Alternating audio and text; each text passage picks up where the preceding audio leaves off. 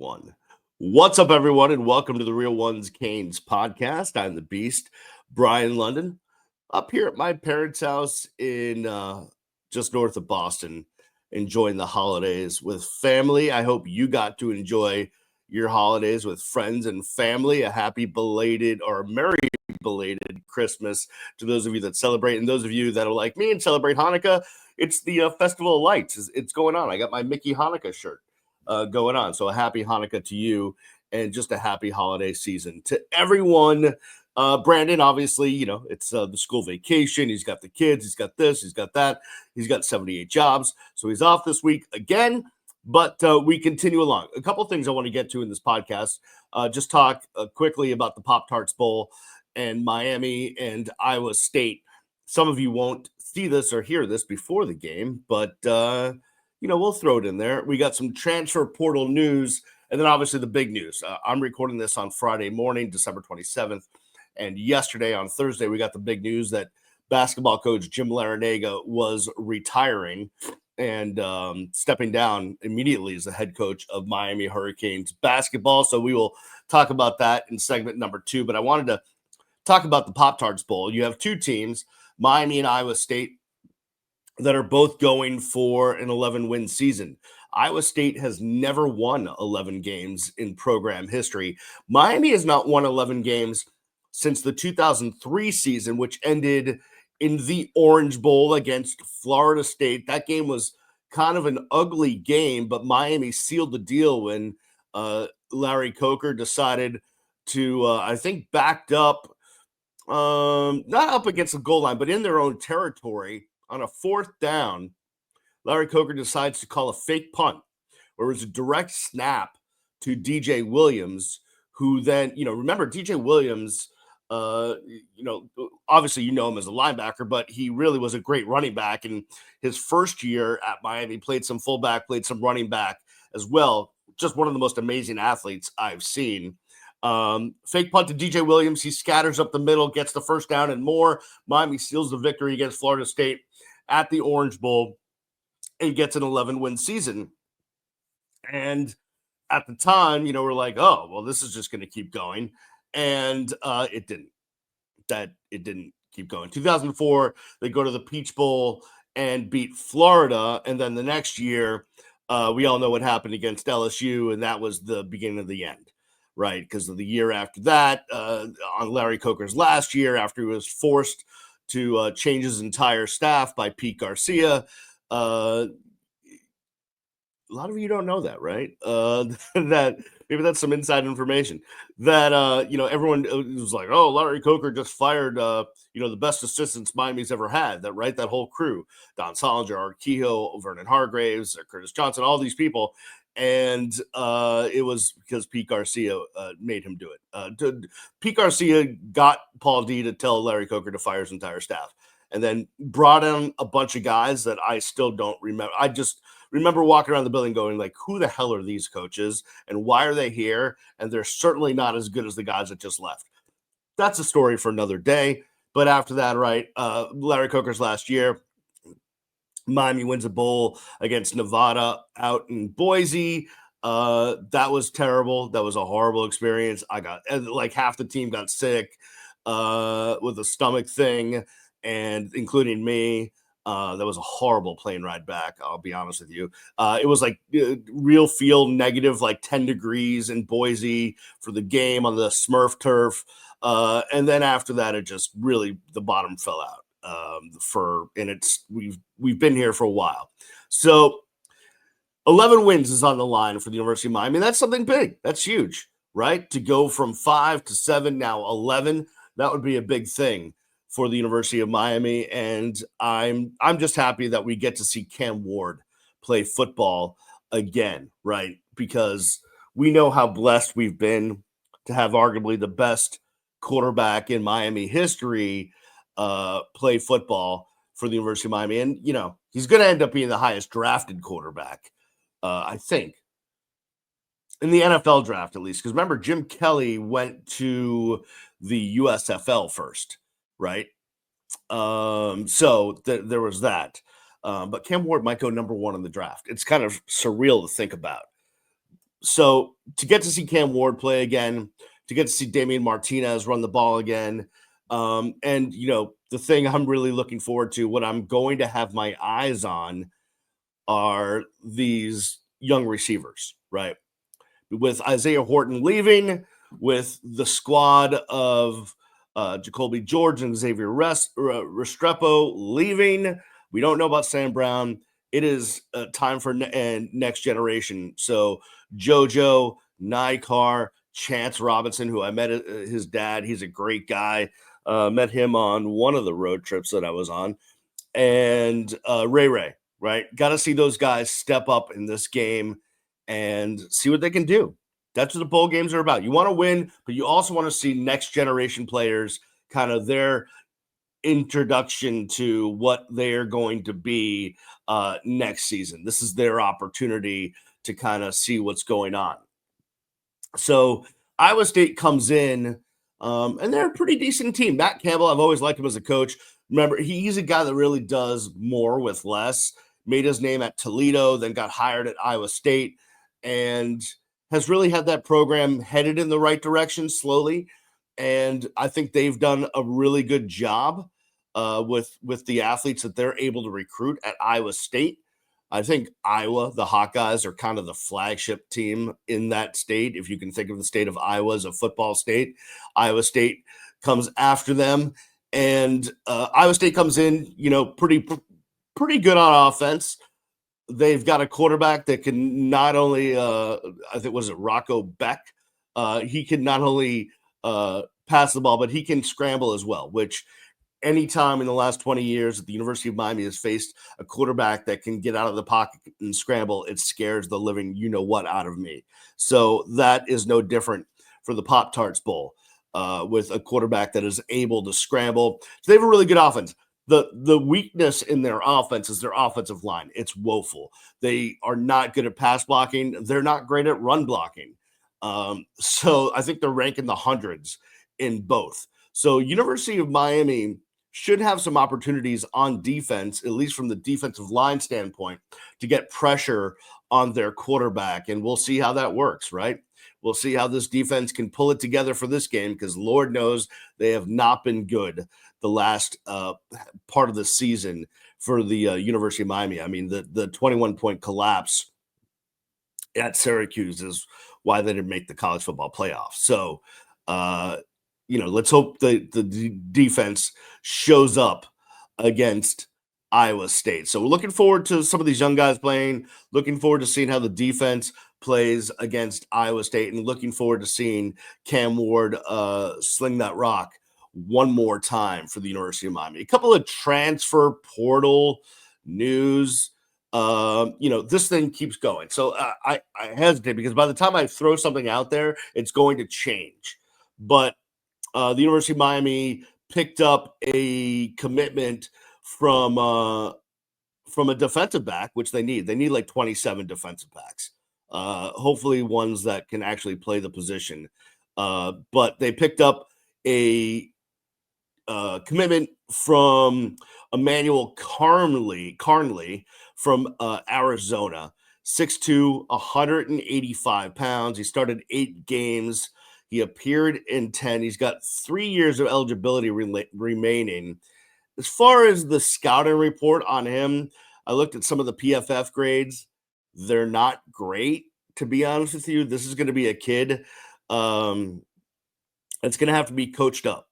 So that kind of has me a little bit worried. But listen, he's ranked as like the number 6 best defensive back in the portal, the number 68th overall player in the portal. So there's that. I think he's a guy that has the ability.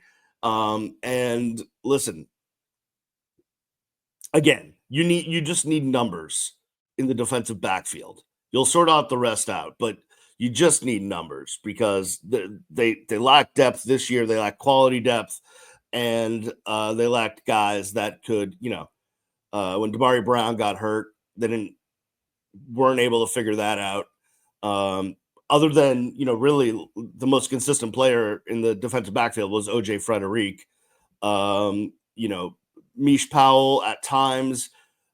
I think he was more impressive off the field as a leader than he was on the field as a safety. So they've got all sorts of things to figure out in the defensive backfield. So maybe Carnley helps them with that. I think he's the second or third defensive back they've gotten in the portal so far this offseason. So a lot of things going on in the transfer portal. Now, I saw this headline from multiple, I think it was just aggregated, but it was like, the University of Miami suffers huge loss in the portal with offensive tackle Zion Nelson entering the transfer portal. One, I thought he retired because of injuries.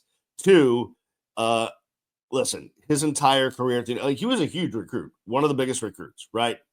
All the stars as a recruit, Zion Nelson had all the hopes for him in the world, right? But as a 6-year redshirt senior, when you think back in the career of Zion Nelson, not much to think about. He's been hurt most of his career. And when he was out there, I wasn't blown away. So, to categorize this as a huge loss for Miami is one of the dumbest headlines I've seen on the cyberwebs in a long time. Not a huge loss. Like, good luck, Zion. I hope you're healthy. Hopefully you catch on somewhere, have a good year, and make your way to the next level. But for you, really, the key is being able to be out there and play, because health has been an issue since you've been at the University of Miami. So I saw that headline and I was like, whoever is writing the story has literally literally saw Zion Nelson, Googled him, saw how many stars he was coming out of high school, was like, oh, this is a big loss for Miami, but literally didn't look at any news stories about the fact that he's been hurt his entire career. So there's that. I'm sure there'll be plenty of more portal action to come. And then we've got another month plus before more recruiting happens. We got all of the offseason moves always coming down. So we will bring that to you here on the Real Ones Canes podcast. So enjoy the Pop Tarts Bowl.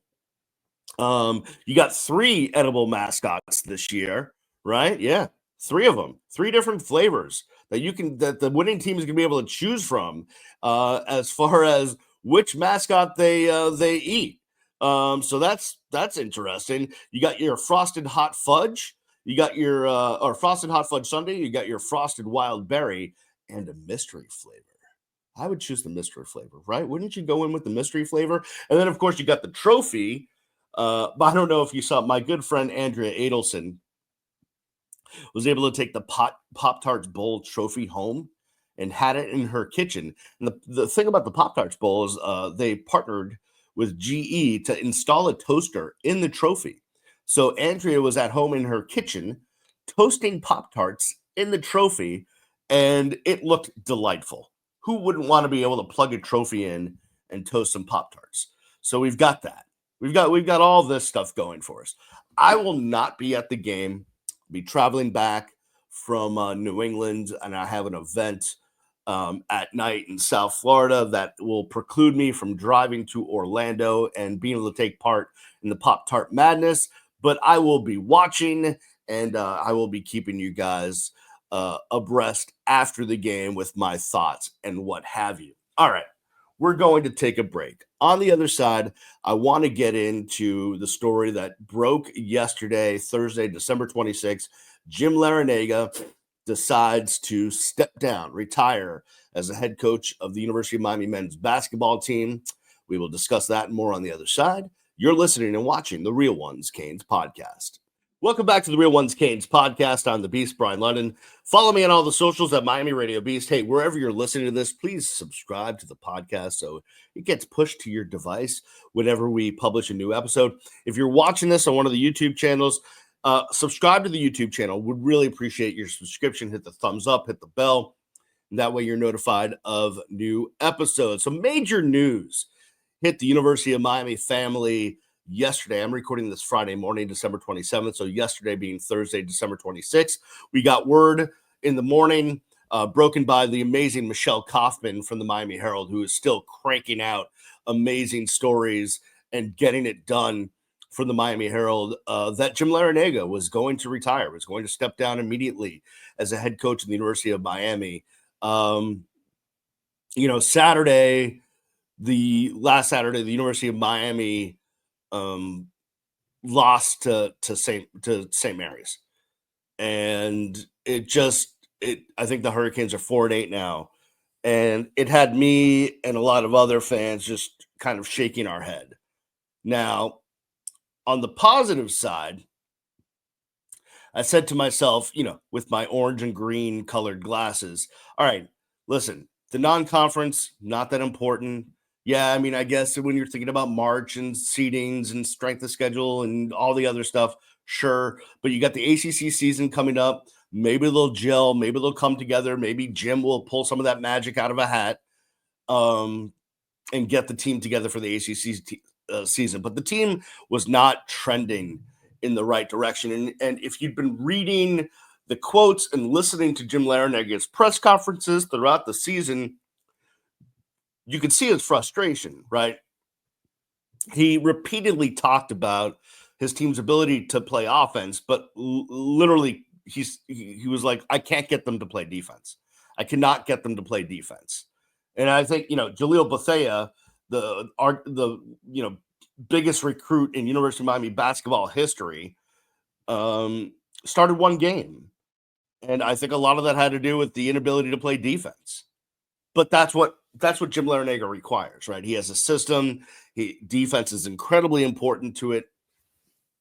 And he wasn't going to throw the freshman out there just to play, just because he was heralded and was a huge star recruit and had a huge NIL deal. That's not Jim Larranaga's modus operandi, MO, if you will. So, I kind of felt like regardless, this was going to be Jim's last season. He just turned 75, and I don't, listen, if he can coach, he can coach. I don't care what age he is. I mean, literally when he came here, 11, 12 years ago, in his 60s, we were like, wow, this guy, why are they hiring this guy? And look what he's done, right? And let's take a step back. There's no doubt about it that Jim Larranaga is the best basketball coach that Miami's ever had. Before this, it would have been Leonard Hamilton. But Jim Larranaga far has exceeded all expectations and done the job that he came into. After that run at George Mason, came to Miami, took Miami to 6 NCAA tournaments, 4 Sweet 16 appearances. That includes a Final Four run a couple of years ago. They went to an Elite 8. They were 11-6 in NCAA tournament games in Jim Larranaga's, in his era at Miami. He did everything he could possibly do to make Miami a consistent winner in basketball. And I think Jim has run up against what all of these other coaches that was brought up in the press conference yesterday who have stepped down recently. You're talking about Tony Bennett, Coach K, Jim Boeheim. All these coaches have decided to give it up because the era of college basketball that we are in is unlike any other, right? The NIL situation and the transfer portal combined just wreaks havoc on your program. And I was talking about this with my dad last night, right? It's different than, because you can't group the football situation with the basketball situation because it's completely different. If you lose 10 guys off a football team, one, you're going to bring 10 guys in, but it's not going to, that's an eighth of your football roster, right? But if you lose, like they did, when 8 guys, and Jim tells the story, 8 guys walked into his office, the day after they, lost at the Final Four and said, hey, we're transferring. Well, that's 8 guys off a roster that's, basically that's half the team, if not more, especially of the guys that contribute, right? If you don't count walk-ons and guys that aren't going to contribute, that's your team. So every year you're replacing your entire team. 4 guys from that Final Four team could still be on the roster right now. And there's 1 guy left from the Final Four team. That was only 2 years ago. And so, in an era where you're replacing your team every year, and now you're negotiating with agents, right? Like when Jim Larranaga signed up to coach college basketball, he didn't, have negotiating with agents on the list, right? Now, let's be honest, okay? And I'm not talking specifically about Miami. I'm talking about college basketball as a whole, right? Like money has been paid. Everyone see blue chips? Money has been dished out and paid for years, forever, to the best players, right? But dealing with like street agents and family members, and it's an assistant coach, and it wasn't involving like a contract for $1.1 million a year, right? And all other sorts of goodies that came from NIL sponsors and what have you, right? Like, sure, you'd get a guy a car and you'd give him a couple $100,000 and he'd be good to go and you'd have him for 4 years. That's not the case anymore. Now it's like every year is a free agency year. These guys are looking for more money every year. You're dealing with agents, you're dealing with all sorts of people. It's a complete, and the thing about it is people are calling it a pro sport. And it is. These guys are professionals. They're getting paid to play, but it doesn't have um the same sort of guardrails that professional sports actually have, right? Where players sign contracts that have to be honored, so they're out of place for 2, 3, 4 years unless they're traded. Um, there's collective bargaining, right? So everyone's on the same page. Every conference is on the same page. Every team is revenue sharing and all of that stuff. There's a union. There's all sorts of guardrails in place to make it a system that is on the up and up, basically. This is not. This is the Wild West. It's free reign. There's nothing in place that makes it a transparent process across the board. And I think that's what Jim Larranaga has a hard time dealing with, right? It's not that he said yesterday in his press conference, he's like, I agree that players should be able to transfer and players should be able to get paid. But we're in an era where there's, and I get it, right? A coach can leave from one year to the next. Why can't the players do that? Agreed. But when contracts are in place, right? If a coach leaves, uh, you know, X school and goes to another school, they have a contract. They have to be bought out of that contract. So, which means the school is reimbursed, and then the coach goes somewhere else, right? Well, if a player leaves, that's not the same situation. There's no reimbursement. There's no like. It's not. You don't get anything back for that.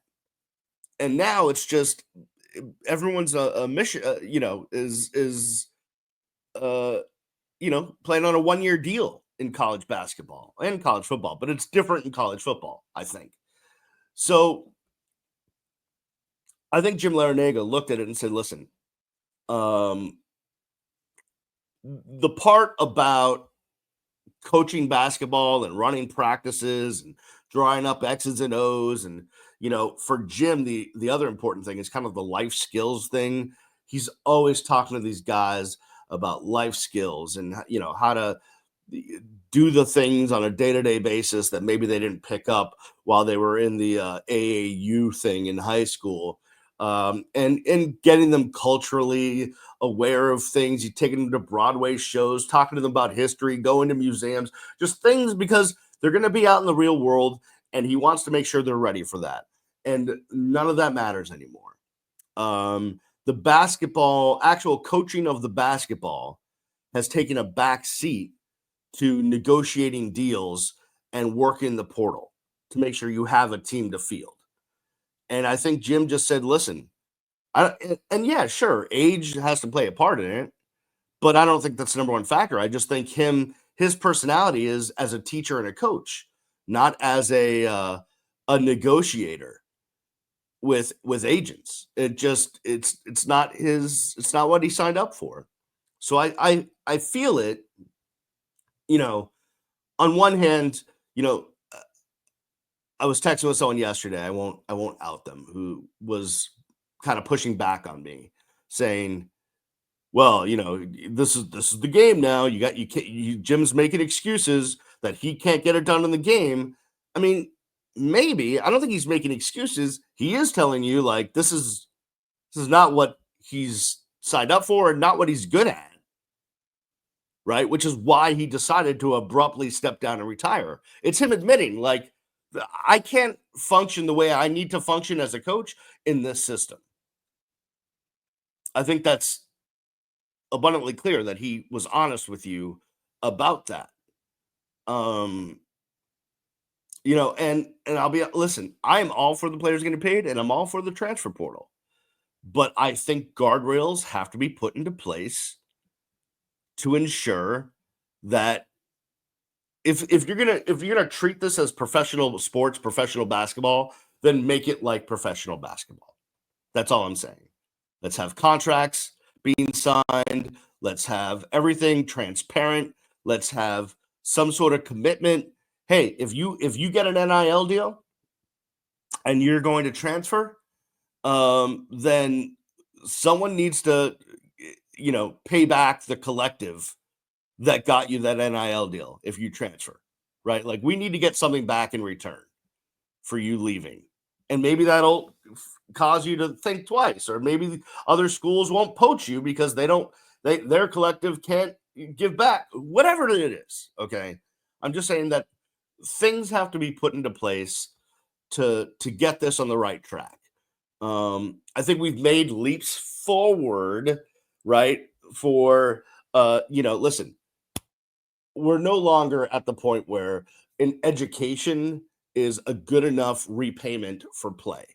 Because if you look at the hours that these guys put in and what they go through in order to bring wins, hopefully wins, but every time they go out there with the name of the university on their jersey on national TV, and millions of people are watching, what does that do for the university marketing wise? Right. That's the whole thing. And then, that was the players' gripe that we're basically being used and not being compensated enough. And I agree, but there needs to be um, something in place to kind of get this just a little more reined in. Now, you have a situation where Bill Courtney, who's been along Jim Larranaga's side, had been his top recruiter for years, back to George Mason. I don't know if he went back to Bowling Green with Jim or not, but he's been at George Mason. He's been at Miami with Jim Larranaga. So he's going to be the interim coach. And then Dan Radakovich is now going to step up and do a search. And his last two searches have fallen into his lap, right? Mario Cristobal, that was, the Columbus crew got together and brought Mario Cristobal back. For baseball, he just decided to go with JD Arteaga, who was already in-house. Now, the easy look, and I love him a lot, and I'm saying he definitely should be considered for the job, is former Larranaga assistant Chris Caputo, has done a good job up at George Washington. Love Chris, love everything he's doing, love what he's about. Great dude, great coach. Think he should be considered. But if you're Dan Radakovich, you need to do your due diligence, make this a national search. I think the Miami job is an attractive one because of their recent success, because of the support the athletic department is now showing for athletics as opposed to what it was before Dan Radakovich got here. So I think it's an attractive job. And instead of just having one candidate in Chris Caputo and signing him right off the bat, I think you have to do your due diligence and open it up and see. You never know who's going to apply for the job, right? When the Miami job came open before Jim Larranaga, right? No one had Jim Larranaga on their list, but Jim Larranaga had a relationship with the Moss brothers. He contacted them. they contacted Miami. It all went through, and Jim Larranaga was holding a press conference, right? Which I was at. I remember it like it was yesterday. So do your national search, do your due diligence. Let's not listen. Love Chris Caputo. Hope he gets a fair shot. Hope he's brought in for an interview, all of that stuff. But let's do the national search. Let's see who's available. I'm not going to sit here and speculate on what the names are that should be considered. I think I'll do a deep dive on that on my plane ride back home to South Florida and have some updates. And I know some people that are tied into college basketball and would have some of that information, but it's the holiday season and you have to wait to kind of after the first of the year till they're back in the saddle for me to be able to get in touch with them. So I think actually I thought about someone I was going to reach out to, and I checked social media. They were on like a sailboat in like the Virgin Islands. So I'm like, yeah, not going to call that person. I'll let them enjoy the Virgin Islands before I reach out and get some info on who the candidates at the University of Miami is going to be. So, listen, I'm going to miss Jim Larranaga as a coach. I love Jim Larranaga, just like I loved Katie Meyer, right? I thought they were two great representatives of the program. And the good thing for the University of Miami and Jim Larranaga is he basically said yesterday, he's like, I'm not leaving Coral Gables. He's like, I'm going to stay around the university, just like Katie Meyer has. And I think you have in Katie and Jim two veteran people that can really help in the guidance that they've seen it all in college athletics, right? And those are two people that can be in the ear of Dan Radakovich and the other leaders of the athletic department to just, give them some advice if needed.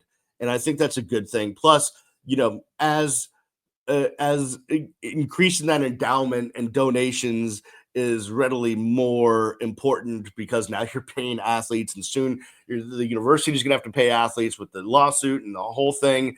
You need more money. And to have Katie Meyer and Jim Larranaga on the road, getting donations for you, I think can only help. So we'll see where this goes. Was I shocked? No. Was I surprised a little bit at the timing? Yes, I thought Jim would want to see it through, but I think, listen, when you wake up in the morning and you're not 100% committed, it's time to, you can't, right? This is, I don't know why I'm making this analogy, but it just came to mind.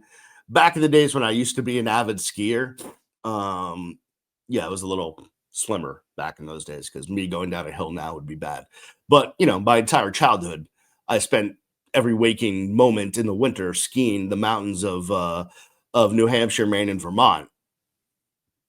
And I remember, I can't tell you how many times I would be at the top of a trail, like a black diamond or a double black diamond, and I would just pause, and I'd be like, am I really into this? Like, are my knees really gonna handle these moguls? Like, what's it looks kind of icy. Like, am I really into this, or should I just take the easy way out and go take that blue trail, or even a nice green just to kind of float down the mountain?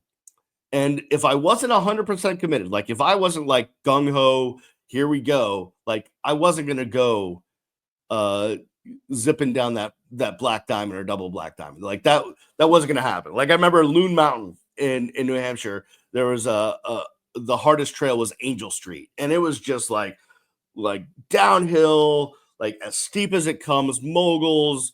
But in the White Mountains, it's very icy. So it's not powder, right? You're not dealing with powder. You're dealing with like packed, hard, icy snow. And I would get to the top of Angel Street and I would be like, not today, beast. And then I would go, wimp out and go pick the blue trail. And that's the same thing, man. If you are not 100% committed, you can't go forward because bad things happen, right? Bad things happen if you try to pursue something and you are not 100% committed. You make mistakes. You you let things fall through the cracks. I think Jim Larranaga literally woke up on Saturday after the game, woke up Sunday morning. It was just like, listen, I'm at the top of a double black diamond and I'm not fully committed. Time to take the green circle or the blue square and get out of here. That's my analogy on that. So We will miss Jim Larranaga on the sidelines, and we hope that Dan Radakovich can do the right thing, and we'll see what happens with this team the rest of the year. I'm not expecting much. I'd like to see Jaleel Bethea turn into something. If he doesn't, man, I'll be really disappointed. But we'll have a new era of Miami Hurricanes men's basketball next season, and we'll see where we go from there. All right, that'll do it for me on this episode. Enjoy the Pop Tarts Bowl. If I don't speak to you, have a very happy new year, although I will speak to you after the Pop Tarts Bowl. But if you don't see that, have an amazingly happy and healthy new year. Let's all wish for health and prosperity in 2025. And we will see you when we see you. Peace.